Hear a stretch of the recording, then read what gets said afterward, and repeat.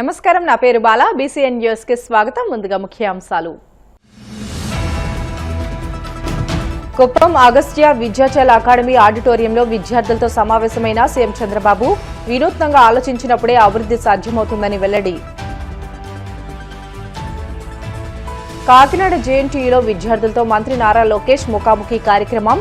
అన్ని రంగాల్లో ఏపీని నెంబర్ 1 గా నిలపడమే లక్ష్యమని స్పష్టీకరణ. విశాఖ జీవీఎంసీ ధర్నా చౌక్ వద్ద వైసీపీ నిరసనలు. గీతం యూనివర్సిటీ భూదోపిడిని అరికట్టాలని నినాదాలు. ప్రజల ఆస్తులను కాపాడమే తమ లక్ష్యమన్న బొత్స.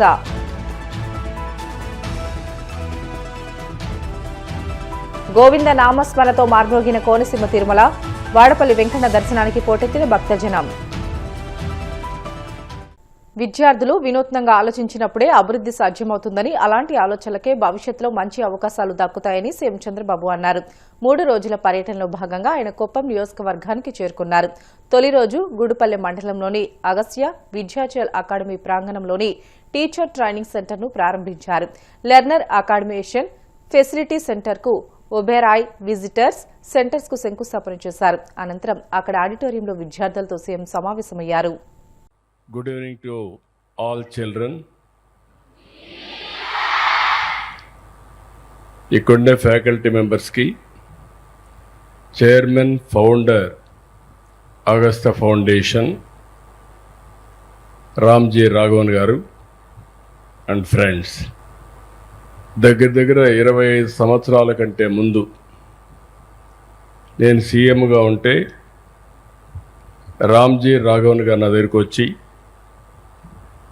ఒక బెస్ట్ ఇన్నోవేషన్ సెంటర్ మనం స్టార్ట్ చేస్తాం కుప్పంలో, మీరు సహకరిస్తే నన్ను అడిగారు. ఆ రోజు నేను ఆలోచించి కాన్సెప్ట్ అడిగాను, కాన్సెప్ట్ చెప్పారు. ఆ కాన్సెప్ట్ని ఇక్కడ 25 సంవత్సరాలుగా ప్రయోగాలు చేసి దీనికి కావలసిన ఫండ్స్ కూడా, ఇది ఒక నాన్ ప్రాఫిట్ ఆర్గనైజేషన్, అదే సమయంలో ఎవరెవరు ముందుకు వస్తారో వాళ్ళందరితో మాట్లాడి ఇప్పుడైతే వన్ ఆఫ్ ది బెస్ట్ సెంటర్గా ఇండియాలో ఇలాంటి సెంటర్ ఎక్కడా ఉండదు. దగ్గర 180 ఎకరాల భూమి, ఐడెంటిఫికేషన్ కూడా పొల్యూషన్ ఫ్రీ, హైయెస్ట్ ప్లేస్ కూడా హైట్లో ఉంటుంది. చాలా బ్యూటిఫుల్ ప్లేస్. ఇక్కడికి వస్తే ఎవరన్నా 100 ఏళ్ళు 60-70 ఏళ్ళు బతికితే ఇంకొక 30-40 సంవత్సరాలు ఎక్కువగా బతికే అవకాశం ఉంటుంది. అంత స్వచ్ఛమైన గాలి ఇక్కడ. ఇది మొత్తం మనం చూస్తే this is the future for India and Andhra Pradesh. మనందరం గుర్తుపెట్టుకోవాల్సింది creativity, innovation and technology and knowledge continuous ప్రాసెస్లో. ఇప్పుడు మీరందరూ పిల్లలు ఉన్నారు, మీరందరూ కూడా 7వ తరగతి కానీ చిన్నప్పటి నుంచే ఇన్నోవేషన్ అనే మాట మీ మనసులో నుంచి రావాలి. ఇన్నోవేషన్ ఈజ్ నథింగ్ బట్ మనం చేసే పని ఇన్నోవేటివ్గా చేసి, అంటే డిఫరెంట్గా చేసి ప్రస్తుతం వచ్చే రిజల్ట్స్ కంటే బెటర్ రిజల్ట్స్ రావాలి. అది సైన్స్లో కావచ్చు, టెక్నాలజీ కావచ్చు, ఎన్విరాన్మెంట్ కావచ్చు, లేకుంటే మనకు ఎనీ వే ఆఫ్ లైఫ్లో ఎక్కడైనా సరే. ఇక్కడికి వచ్చినప్పుడు డిజరప్షన్, స్కిల్లింగ్, స్టార్టప్, ఇవన్నీ ఆర్డర్ ఆఫ్ ది డే. ఈరోజు మనం ఒక్కొక్కసారి ఒక్కొక్క హిస్టరీ క్రియేట్ అవుతూ ఉంటుంది. కొన్ని విషయాల్లో ఇంకా మనం చేయాల్సి ఉన్నాయి, కొన్ని విషయాలు చాలా ముందుకు వెళ్ళాం. 95లో ఇంటర్నెట్ రెవల్యూషన్ వచ్చింది. ఇంటర్నెట్ రెవల్యూషన్ వస్తే ఆ రోజు దాన్ని అందిపుచ్చుకున్నాం. అక్కడి నుంచి నెంబర్ ఆఫ్ ఇంజనీరింగ్ కాలేజెస్లు పెట్టాం. అప్పుడు పెట్టిన కాలేజీలను కుప్పంలో కూడా ఒక ఇంజనీరింగ్ కాలేజ్ వచ్చింది. అప్పుడు వచ్చిన కాలేజీలే, అంటే ఒక్కొక్క నియోజకవర్గానికి లేదంటే రెవెన్యూ డివిజన్ కాలేజీలు వచ్చాయి. దీనికి కావాల్సిన ఐటీ కంపెనీస్ ప్రపంచం అంతా తీసుకొచ్చాం. హైదరాబాద్, మిగిలిన ప్రాంతాల్లో అప్పుడు పెట్టించాం. దీంతో ఈరోజు మీరు చూస్తే మన వాళ్ళు ఇక్కడ ప్రాక్టీస్ చేసి ఐటీలో ప్రపంచం అంతా వెళ్ళారు. ఈరోజు ప్రపంచంలో హైయెస్ట్ పర్ క్యాపిటల్ ఇన్కమ్ ఎవరైనా సంపాదిస్తున్నారంటే దానికి చిరునామాగా ఇండియన్స్ ఉన్నారు. అందులో అగ్రస్థానంలో తెలుగువారు ఉన్నారు. అటు హైదరాబాద్ గారు, ఇటు ఆంధ్ర గారు. ఓన్లీ వన్ పబ్లిక్ పాలసీ ఒక 20 ఏళ్ళు 25 ఏళ్ళు. అదే సమయంలో ఈరోజు మనం గుర్తుపెట్టుకోవాల్సింది, ఆ రోజు నేను ఐటీ మాట్లాడితే ఇప్పుడు ఏఐ వచ్చింది, ఆర్టిఫిషియల్ ఇంటెలిజెన్స్. తొందరలోనే first time Nvidia and also government of Andhra Pradesh, స్వచ్ఛంద సంస్థలు. ఒకప్పుడు నేను హైదరాబాద్లో ఐఎస్బి పెట్టాను. అది కూడా ఫార్చ్యూన్ 500 కంపెనీస్ కలిసి వచ్చారు. వాళ్ళు కూడా ఇదే మాదిరిగా నేనే వాళ్ళని పిలిపించి వేరే ప్రాంతాలు పోతా ఉంటే కాదు, హైదరాబాద్కి రమ్మన్నా వచ్చారు. అది business management, one of the best business management ISB ఈరోజు. ప్రభుత్వంలోకి రావడంతోనే మా పని పూర్తి కాలేదు, అసలు పని ఇప్పుడే మొదలైంది అంటూ మంత్రి నారా లోకేష్ స్పష్టం చేశారు. ఇచ్చిన హామీలను నెరవేర్చి ఆంధ్రప్రదేశ్ను అన్ని రంగాల్లో నెంబర్ 1 స్థానంలో నిలబెట్టడమే తమ ప్రభుత్వ ధ్యేయమని అన్నారు. కాకినాడ జేఎన్టీయూలో హాల్లో లోకేష్ పేరిట నిర్వహించిన ముఖాముఖి కార్యక్రమంలో ఆయన విద్యార్థులతో మాట్లాడారు. జీవితంలో తీసుకునే కొన్ని నిర్ణయాలే భవిష్యత్తును నిర్దేశిస్తాయని, తన జీవితంలో పాదయాత్ర అలాంటి కీలక నిర్ణయమని లోకేష్ అన్నారు.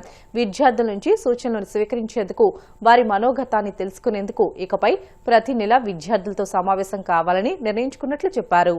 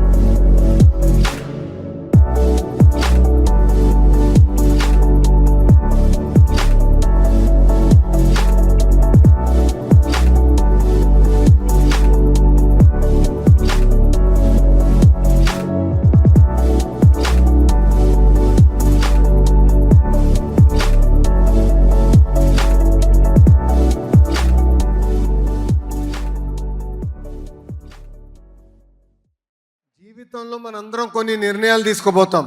ఆ నిర్ణయాలే మన జీవితాన్ని మార్చుతాయి. పాదయాత్ర ద్వారా నాకు ఆంధ్ర రాష్ట్రం అర్థమైంది, ప్రజలు ఎదుర్కొంటున్న సమస్యలు అర్థమైంది, యువత ప్రభుత్వం నుంచి ఏం ఆశిస్తున్నారో నాకు అర్థమైంది. పాదయాత్రలో చాలా నేర్చుకుంది ఇప్పుడు మన ప్రభుత్వం అమలు చేస్తుంది. అంటే పాదయాత్ర పూర్తయింది, ప్రజాప్రభుత్వ అధికారంలోకి వచ్చింది, అక్కడితో పని అయిపోయిందని మేము అనుకోవట్లేదు. పని మొదలైందని మేము అందరం భావిస్తున్నాం. అందుకే నేను నెలకి ఒకసారి స్టూడెంట్స్ని కలవాలనుకుంటున్నాం. What are your aspirations, what are your dreams, and what is also your role in building our state. మనందరి లక్ష్యం ఒకటే ఉండాలి, అన్ని రంగాల్లో ఆంధ్ర రాష్ట్రం నంబర్ 1 స్థానంలో ఉండాలి. It is our future. Together we need to build our state, we need to build our nation. అందుకే నెలకొకసారి every month I'm now making it a point to meet with youngsters, to interact with you, and the feedback you give, I take it back to the government, I take it to the cabinet, and in spirit, we want to work on solving it, building a stronger state. విశాఖలోని గీతం university భూములపై YCP శ్రేణులు నిరసన కార్యక్రమాన్ని చేపట్టాయి. GVMC ధర్నా చౌక్ వద్ద శాంతియుతంగా నిరసన చేపట్టారు. గీతం యూనివర్సిటీ భూదోపిడిని అరికట్టాలని ఈ సందర్భంగా వైసీపీ నేతలు, కార్యకర్తలు నినాదాలు చేశారు. ఈ నిరసన కార్యక్రమంలో బొత్స సత్యనారాయణ, గుడివాడ అమర్నాథ్, కన్నబాబు తదితర నేతలు పాల్గొన్నారు. ఈ సందర్భంగా ఎమ్మెల్సీ బొత్స మాట్లాడుతూ చంద్రబాబు, ఆయన కుటుంబం విశాఖలో భూదోపిడికి తెరలేపిందని అన్నారు. అధికారం ఉందని భూదోపిడి చేస్తే పేద కుటుంబాల తరపున తాము పోరాటం చేస్తామని హెచ్చరించారు. ప్రజా వ్యతిరేక పనులను తాము ఎట్టి పరిస్థితిలో సహించబోమని అన్నారు. ప్రజల ఆస్తులను కాపాడడమే లక్ష్యంగా ఈ నిరసన కార్యక్రమాన్ని చేపట్టామని తెలియజేశారు. ఏదైతే పార్టీ నిర్ణయం ఉందో, ఏదైతే భూ దోపిడీ ఉందో, దాన్ని అడ్డుకోవడానికి కార్పొరేట్లు ఇవాళ చేసిన ప్రయత్నానికి మనస్ఫూర్తిగా ప్రతి ఒక్కరిని కూడా కార్పొరేట్ని అభినందిస్తున్నాను. ఏదైతే కూటమి ప్రభుత్వం, తెలుగుదేశం ప్రభుత్వం ఇవాళ చంద్రబాబు నాయుడు గారు ఏ రకంగా ఈ దోపిడీ చేస్తున్నారో దాన్ని అడ్డుకట్టేయడానికి ఉన్న మన కార్పొరేట్లు అందరూ కూడా ఇవాళ చేసిన ప్రయత్నానికి నిజంగా హ్యాండ్స్ అప్. ఇవాళ చూశాను కౌన్సిల్లో, నేను కూడా కూర్చున్నాను. వాళ్ళకి అధికార బలం ఉందని, మతం ఉందని, అధికార మతంతో ఉన్న సంఖ్యాబలంతో మన కార్పొరేట్ల మీద దౌర్జన్యం చేసి సుమారు 8 మంది కార్పొరేట్లకు వచ్చి వాళ్ళు వచ్చి మరి దెబ్బలు గాయాలైనాయి. ఒకరికి కాదు, మండుగురికి, ఒకరు కాదు, ఇంక్లూడింగ్ డిప్యూటీ మేయర్కి, అలాగే మన ఫ్లోర్ లీడర్కి, అలాగే లక్ష్మణరావుకి, అలాగే స్వాతికి, అలాగే జానగ్రామ్కి, శంకర్రావుకి, వితిన్ జైన్కి, వీళ్ళందరికీ చూస్తున్నాను నేను ఆ దౌర్జన్యాన్ని. ఏ రకంగా చట్టాన్ని చేతితో తీసుకుంటున్నారో, ఏ రకంగా వాళ్ళు ప్రవర్తిస్తున్నారో. ఇది ఇవాళ జీవీఎంసీ ఇవాళ పుట్టలే. జీవీఎంసీ చరిత్రలో, అందుకే చెప్పాను, జీవీఎంసీ చరిత్రలో ఇది ఒక బ్లాక్ డే. జీవీఎంసీ చరిత్రలో ఇది ఒక బ్లాక్ డే. దురదృష్టం ఇలాంటి కూటమిలో ఉన్న నాయకులు, ఇలాంటి మేయరు, ఇలాంటి అధికారులు ఆ జీవీఎంసీ ఉండడం అనేది మన ప్రాంత ప్రజలకు వచ్చి మరి చాలా దురదృష్టం. ఇప్పుడు చూడలే, దోపిడీని వచ్చి ఎవరైనా అడ్డుకట్టేయడం చూస్తారు కానీ దోపిడీని ప్రోత్సహించడం అనేది ఎప్పుడు చూడలే.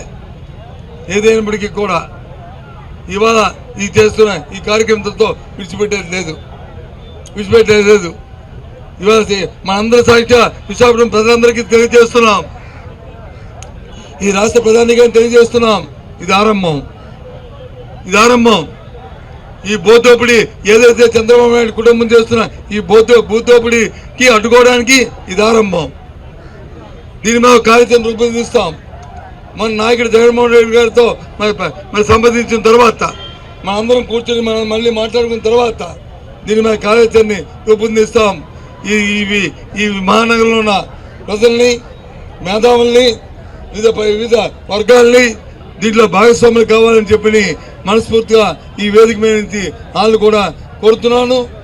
మళ్ళీ మనం చేస్తున్నాను. ఇవాళ కౌన్సిల్, ఇవాళ జీవీఎంసీలో మున్సిపల్ కార్పొరేషన్లో జరిగిన పరిణామం చాలా దురదృష్టకరం, చట్ట వ్యతిరేకం.